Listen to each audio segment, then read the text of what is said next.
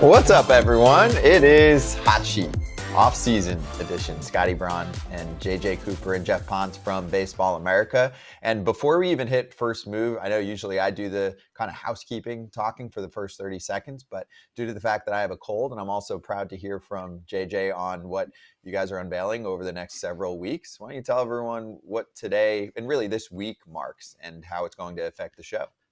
Welcome to prospect season. The World Series is over, which means the off season is here. We are all waiting to see if Garrett Cole, what the news is going to be there. But if you're at Baseball America, what it means is we've already been hard at work putting together our top 10s, which will lead to top 30 prospect lists, which will lead to the prospect handbook.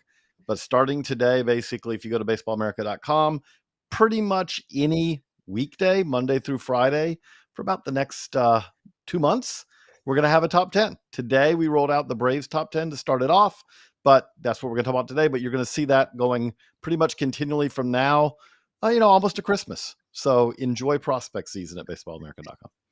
Yeah, and let's get it started with our first move.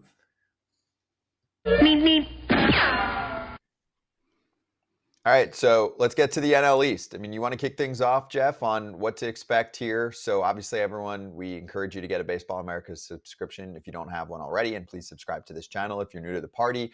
But we're focusing on the NL East this week with the rankings, like JJ mentioned. We got the Braves down pat, Marlins tomorrow. Give us a little general scope of what the NL East looks like in terms of prospects. Yeah, I think, pretty good systems across the board.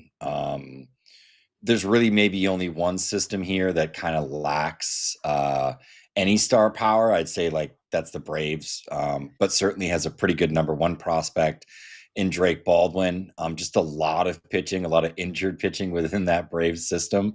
But then I think, you look at the Mets. The Mets are a pretty exciting group. Was reading through that top 10 actually prior to the show. Of course, you got Jet Williams.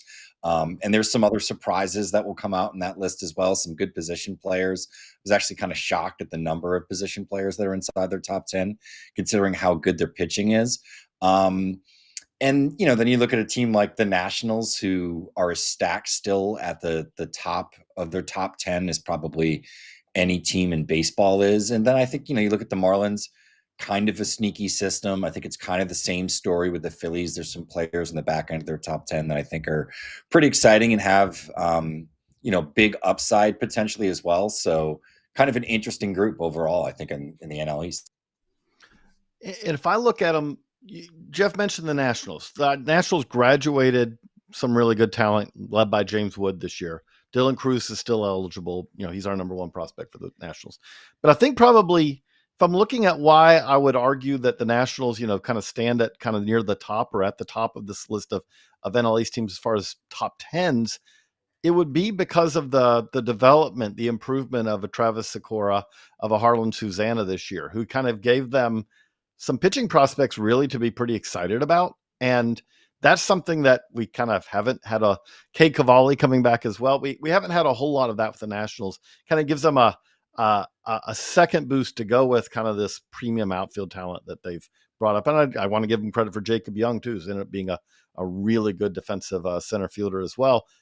I kind of look at them, Jeff, as I'm looking at it myself, my personal opinion, Mets or Phillies are probably the second most stacked top 10 to me. The thing with the Mets is I kind of like their position player depth. If you're going to argue the Phillies, I think that they're a little further away, but you have Andrew Painter, a truly premium pitching prospect. But then you have kind of guys like, Starlin Caba, Eduardo Tate, and all that are a little further away, but really kind of give you a lot of kind of interesting high upside prospects. Yeah, and I think the guy that I actually hone in on in the Phillies top 10, or two of them, are Griffin Burkholder, who I know some teams had kicked around potentially taking there in the back end of the first round this year. Dante Nori, who of course went in the back end of the first round. I think both really exciting players with, big upside tools. I think you sort of look across the board at their scouting grades, tool grades. There's a lot of 55s. You see some 70s mixed in. They're both 70 runners. With, potential to develop interesting hit tools or pop and kind of, upsidey offensive profiles. That said, to me, I think it's the Mets, and it's beyond the top 10 even, because I do think that there's some players who are outside of the Mets top 10, maybe, 3 to 5, who probably crack the back end of the Phillies top 10 or some of these other teams. There was more of a conversation there. I like their depth. And, a majority of these players outside of, a couple of hitters here in Clifford and Gilbert, most of those guys were drafted or signed by the Mets. So it's a really interesting group. Maybe I'm a little bit higher on just the overall upside of the pitching group as well, where I think you could be looking at, Christian Scott, of course, was in the rotation this year, will be, out of commission for a year or so. But eventually, in a few years, you could be talking about an entirely homegrown rotation, or at least enough major league starting pitchers. Maybe they're not pitching for the Mets at that point, but guys that were in the system at one point in time where, there's 5 or 6 starters. Because I do think they have some really up arrow pitching prospects in this system at the moment. And kind of continuing going through this, you mentioned about the Braves.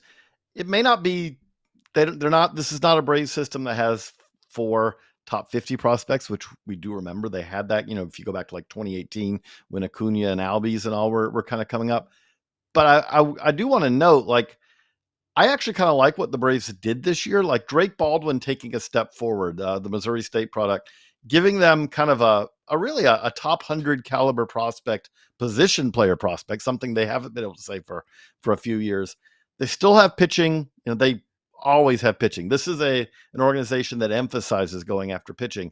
But to see a Baldwin, to see a Nacho Alvarez, who, is, again, close to the big leagues, made it up briefly last year, to have guys like that to go with the Hurston Waldrops and the AJ Smith-Shavers and the Owen Murphys and the 1,000 of pitching prospects that they draft seemingly year after year, I kind of like that the Braves have rounded it out a little bit more this year, although they're still going to be pitching heavy. They're still going to focus on bringing pitchers to this, up to the big leagues. They got Schwellenbach did that. Spencer Schwellenbach, obviously a big win for them last year. And that kind of leads into the Marlins. And the Marlins, I would say, Jeff, this is an organization that's kind of been a little bit schizophrenic. They've kind of gone in multiple different directions. They've had multiple different leadership. The Kim Ng was there, got into the playoffs, then Kim Ng's gone. Now it's the Peter Bendix group, and there's kind of been some reshuffling, reorganization. But Thomas White is that's what you want as a number one prospect. Thomas White is, maybe not in that top tier pitching prospect yet, but it would be shocking to see him get there. They did add a lot of depth at the deadline. It's kind of more, I would say, lower in depth because the guys that they were trading away weren't the guys who were there were no Juan Sotos that they were trading away. But is there, to you, Jeff, some reason for hope in this Marlins farm system as well, or maybe not? Yeah, I mean, I think, the scouting group was turned over so heavily this year. And things have certainly changed. They're remaking that group, certainly in Bendix's image. We'll see how that all works out. Typically, a lot of those folks that have come from, the Rays front office background have done pretty well in terms of building up the farm system. They made some good trades. They acquired some players. None of these guys obviously are top 100 players right now, or probably will be. But I do think you look at a player like Thomas White, and they went with the double aces sort of prep philosophy in the 23 draft, and it kind of dulls the burn of the Noble Meyer potential miss, because I think there's been a lot of negativity actually around that player and that pick in particular, where White's been the opposite. And I do think you're accurate in saying he's sort of that next tier of very good pitching prospects, where he's not among the Jobs and the Painters and the Bubba Chandlers and that ilk at this point, where all those guys are sort of on the cusp of the major leagues or have been in the major leagues in Job's case. I think White is sort of that next group of the best pitching prospects that were in the lower levels, we'll call it. It's big stuff. The performance was good. It's a Northeast prep arm where there's some projection sort of left too, just from an experience standpoint.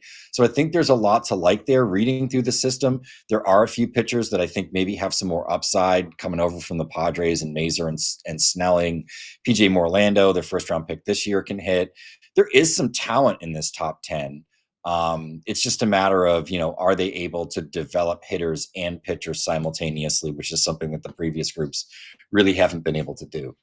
So here's the deal. If you're subscribed to Baseball America, you'll get that top 10 on the Marlins tomorrow. The Braves is already out. The rest of the organizations in the NL East will lay out over the next several days. And let's talk right now to a pitching prospect in the Phillies system. Joining us on Baseball America Hot Sheet, it's Griff McGary.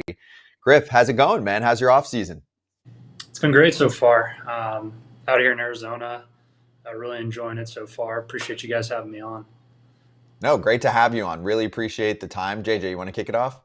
Yeah, thank you for joining us, Griff. Scott kind of asked how your offseason going, but I'll kind of, change it a little bit. And what does your offseason look like? Obviously, nowadays we're now in a world where professional baseball players, the offseason is just a different season to get ready for the next season. But so what does your offseason look like? What do you hope to do to get you ready for 2025? Yeah, kind of a part of what I've been focusing on here in the fall league is a lot on command and kind of getting that confidence back. I'm back in a starting role here. So able to hammer the routine part of it. Heading into the off season, I want to continue to work on command. I've seen a little bit of a jump here in the past couple months, and I just really want to focus on that heading into next spring and continue that into the season. Kind of following up on that with your command, is there something, obviously it's repeating it is always kind of the challenge, but is there something that where when you're on the mound, okay, if this is going right, I'm then feeling really good about, my location, my ability to, my command and control, whereas, okay, that's where I got to get back to. Is there kind of any mental cues you have, or are there things where when it's feeling good versus where I've got to get back to that?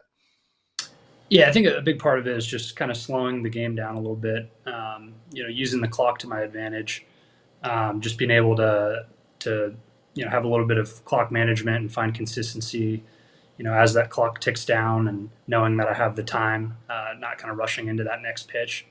I think a lot of it is just, finding that intent before, I step back on the rubber, and especially if I fall behind in the count, kind of using that as a reset to, regain a little bit and find it within. Griff, dating back to your days at UVA, you've always had huge stuff. I know command has always been kind of the thing that you've been seeking out over the last couple of years. You've had it at points and not had it at others. In terms of your arsenal, it's a deep pitch mix. You have a bunch of pitches that move a variety of different directions. Has there been stuff that you've cut back on throwing just because you're I don't know, is the movement too big to get into the zone, or just doesn't play off of other stuff? Just how much of the honing your command has also been honing your arsenal and really going after hitters with your best pitches?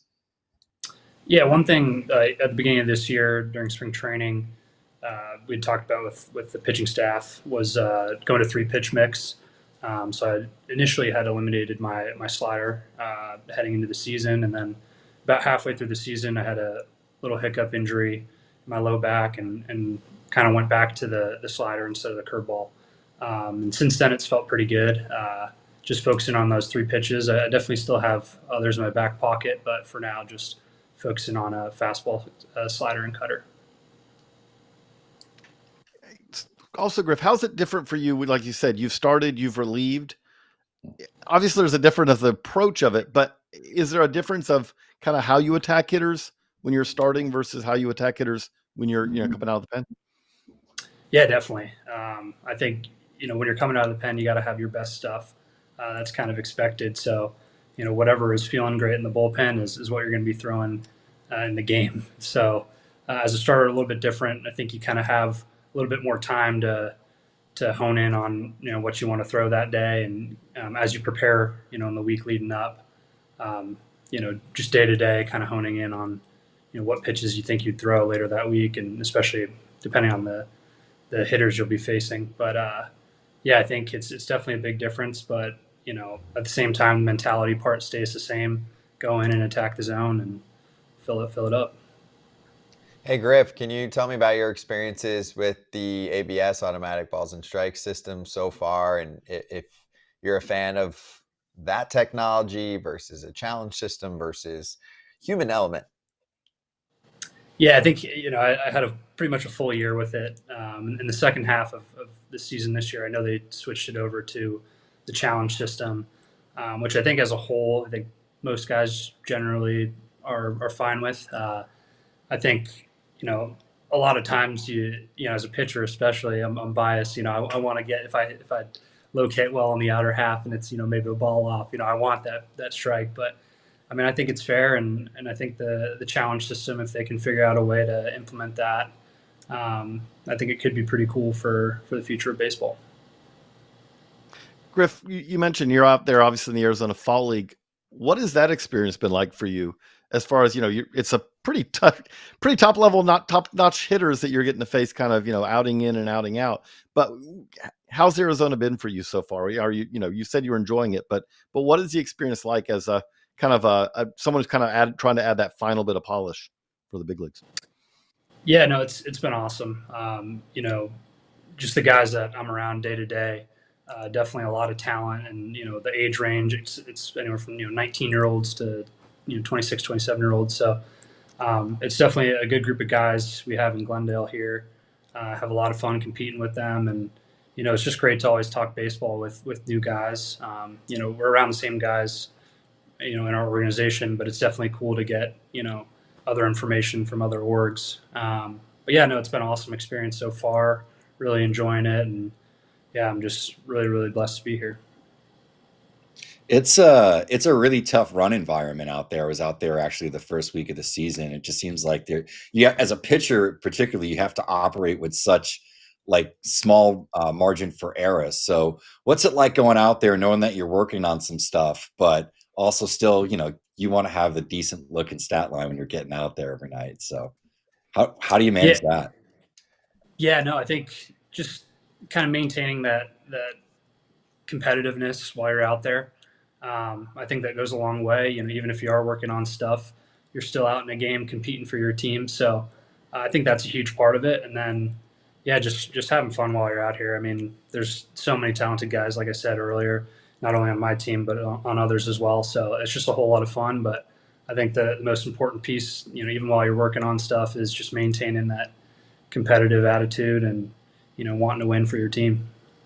Griff, of course, most people that are watching or listening to this show afterward are big fans of prospects and following what's going on in the minor leagues and in the Arizona Fall League. So, two-part question here. Who has stood out to you either through your minor league experience or in the AFL? And then can you also specify maybe one or two Phillies prospects that you've come across that have really impressed you?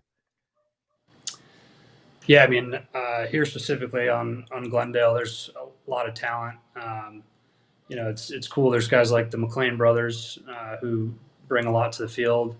We in the beginning of the year, or in the beginning of our time here in the fall, we had Colson Montgomery, who's a really, really impressive prospect.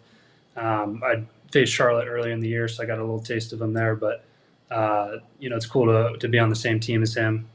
And then, yeah, as with regards to the Phillies, I mean, from top to bottom, I think we have a pretty strong organization, especially over the past few years. We're seeing a lot of really, really talented prospects come through the ranks. One guy that we have here, Otto Kemp, he's been swinging it really, really well. He kind of shot up through our org this year. He's a really exciting player over there at third base. He's got a lot of juice, goes to gap a lot, which is awesome. So, yeah, he's definitely a really talented player. Kind of just asking kind of off of that, I just want to ask you, being a Philly, like it's got to be kind of cool to be in an organization where, watching, in October, obviously the Phillies ended up short of the goal, but at the same time, you're in an organization where that's the goal every year. I mean, you kind of, I kind of envision are going into the offseason knowing, okay, next year, hopefully I'm contributing for a team that could win it all. Like, what is it like being a Philly when kind of year in, year out, that's kind of the expectation is that if you're not playing deep into October, the fans are going to rightfully be unhappy, because that's the goal every year. This is not okay, we're going to try to build it up for sometime down the road. Yeah, I mean, exactly as you said, that's the goal. Just try to contribute at the big league level. I think that's the goal for every guy, especially as you're nearing AA, AAA. But yeah, no, it's definitely cool to see the big league team have so much success, and to kind of get a view into that during spring training and big league camp has been awesome. You see how hard these guys work, and what it takes to play a full season, and by full I mean into September, October. That's always the goal. That's what you want to be doing.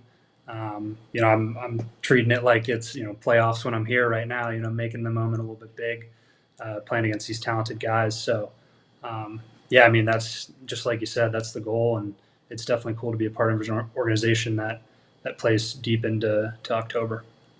Let's finish with this. Give me a fun fact about Griff McGary, whether it's something you do off the field or, like when you've been in either a showcase or something and they say, hey, give us something that the broadcasters can talk about that's different, something family related, or what do you got?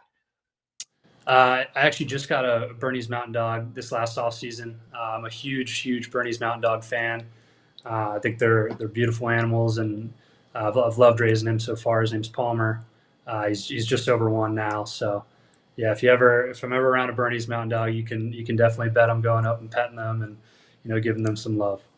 I love that. That's great. That's always a win. You say you're a pup guy, you immediately are going to pick up Phillies fans, right? That's an easy win. I love that. Well, Griff, thank you so much for the time. Enjoy the rest of the fall league. Keep doing your thing. We'll keep following your path, and good luck the rest of the off season. Appreciate that. Thank you guys for having me on. Thank you so much. Appreciate it. Griff McGary, part of the Philadelphia Phillies organization, as we're going over the NL East today. And we'll keep the conversation going actually right now with another Phillies pitcher, Helium spot time. Gentlemen, where are we at on Andrew Painter, who we are excited to see again very soon, JJ Cooper, and perhaps very soon in the big leagues? I would say 2025. Yeah. I mean, maybe limited innings because he's obviously coming off of a pretty long layoff here because of Tommy John surgery. The timing of it and all meant he kind of missed a lot of time. But at the same time, Jeff and I have been kind of, and our prospect team has been having these discussions that what we're seeing from Painter in the AFL kind of just puts him right back, Jeff, into that discussion of the top pitching prospects in baseball. You want to see how a guy comes back in the AF, comes back from a major injury like that.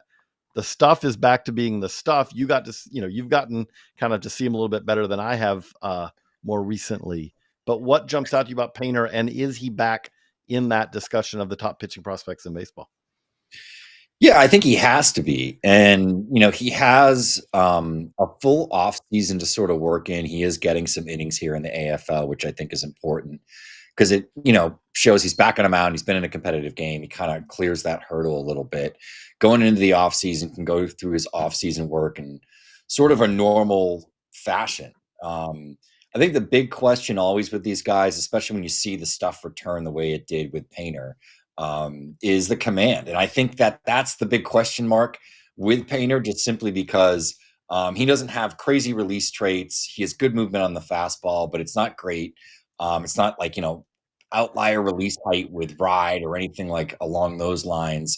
Secondaries are good, but there's no splinker, like Paul Skeen's 80 grade secondary or anything like that at this point in time. He's really got to hit his spots with that fastball with ride and velocity, and that's what's going to play everything off of that. So I think that's the biggest hurdle that he has to sort of clear. I do think it's something he's shown before. I don't see any reason that it wouldn't fully come back.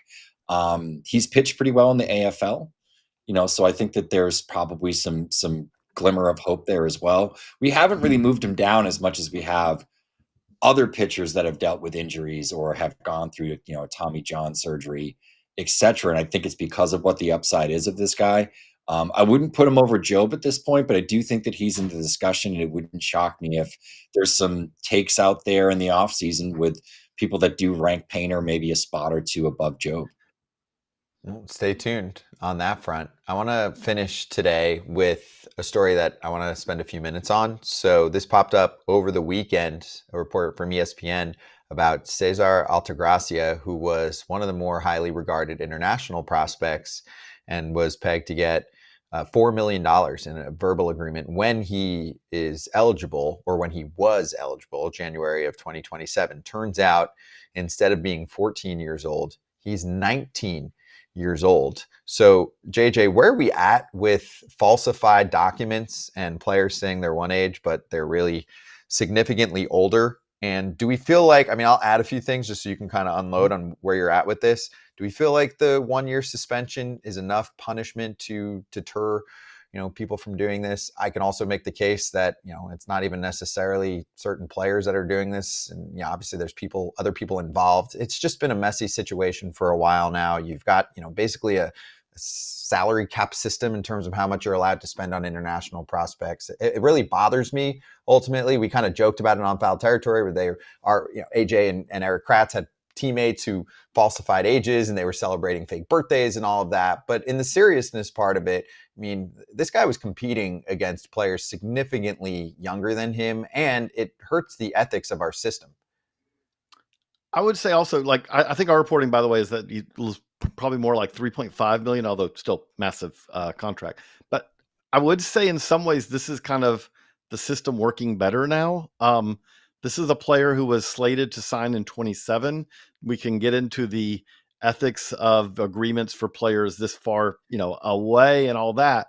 But this is something that now does happen, which is every one of these top international prospects is investigated and effectively cleared or not cleared well before they sign. So this is kind of one of the aspects of this is that the system now has, MLB investigators down, boots on the ground that go through this and basically either determine that a player's, accurate age and birth date, name and identity and all that, or they're not. And in this case, it was caught well before, he ever signed. So in essence, yes, it does mean that the Padres will have to kind of reassess who they're going after in the class of January 2027, but that's still quite a long ways away. And it wasn't something, it used to be that this was being discovered years after a player signed, or right after, or well after. Now, in many cases, it's being determined and discovered well before they sign. Obviously, there are still many issues going on with this that, not just in this case, but in the cases of, okay, there's also players who kind of have agreements. And then I can tell you right now, if Roki Sasaki decides to come over this offseason, there are going to be players who had handshake agreements, because you can't officially agree until the signing day, but they had handshake agreements because everyone's lining up their bonuses. And there will probably be players who were told, oh, I'm sorry, but we're going to spend that money elsewhere. We're sorry. Those are just the breaks. There are issues to the system, but this is kind of one where the system did work. It did catch this well before anyone signed. Here's my follow-up. So I think sometimes when there's a problem like this, some people will take the opportunity to be like, oh, we need to go further. We need an international draft. I don't know enough often about the case to say, hey, we should do this or we should not do this in our sport. I know there are a number of obstacles, but to me, I'm like, does this even apply? Because if there is an international draft and you're getting paid towards the upper end of the draft better than towards the lower end, or if you don't get drafted at all, aren't we still going to get falsified ages? I don't see how that is relevant here. Yeah. How does that change anything here? Like if you're a 17, 18, 19-year-old trying to be more appealing, you would still have the same incentives. There would still be the same incentive to do this. A draft doesn't change that. And you could say, well, in a draft, all these players are going to have to be verified, and all that, and go through a clearinghouse process and all that. But that's going on right now. That is why this was discovered. MLB discovered this well in advance of the player signing. No, this is not something where it's kind of hard. Yeah, exactly, Scott. It's kind of hard to say how that would fix something here, because it wouldn't change the incentives and it wouldn't change when the player would be caught. Again, this was caught well before a player ever signed. Yeah, it's a good call. I just think sometimes people have a narrative and they're just trying to run with it. And I'm like, different case here. So I just wanted to make sure we clarified that on this show where you guys, are being smart about this on how we're looking at the situation. So Anyway, that was big news from over the weekend. And to swing it back to putting cap on this show, this is National League East week. So make sure you get yourself a Baseball America subscription if you don't have one already. Subscribe to this channel if you're listening to the podcast. Thank you. Please leave a rating or review if you like what you're listening to. Here's the rollout schedule. As every day we get a new top 10 and a team-specific chat at 2 o'clock Eastern. So join them at baseballamerica.com for that. We're here obviously every Monday at 3:30 East Coast time, but the rest of the week here, you got the Marlins Tuesday, Mets Wednesday, Phillies Thursday, and Friday the Nationals. Next week, we'll cover the NL Central. Week after, the NL West on Hot Sheet. We will see you next Monday.